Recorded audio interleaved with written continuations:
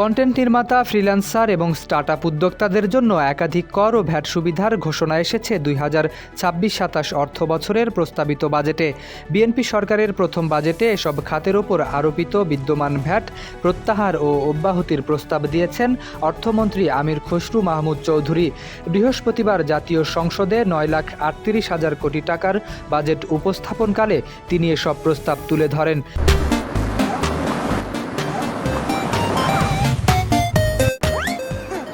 খসড়া বাজেট অনুযায়ী বর্তমানে স্থানীয় পর্যায়ে স্টার্টআপের ওপর আরোপিত 15% ভ্যাট অব্যাহতি দেওয়ার প্রস্তাব করা হয়েছে। পাশাপাশি স্টার্টআপগুলোর আমদানি করা সেবা এবং স্টার্টআপ প্রতিষ্ঠানের ব্যবহৃত অফিস বা অন্যান্য স্থাপনা ভাড়ার ওপর আরোপিত 15% ভ্যাটও মওকুফের প্রস্তাব রয়েছে। এছাড়া পৃথক একটি প্রস্তাবে কন্টেন্ট নির্মাতা ও ফ্রিল্যান্সারদের দেওয়া সেবার ওপর বর্তমানে আরোপিত 15% ভ্যাট পুরোপুরি প্রত্যাহারের কথা বলা হয়েছে।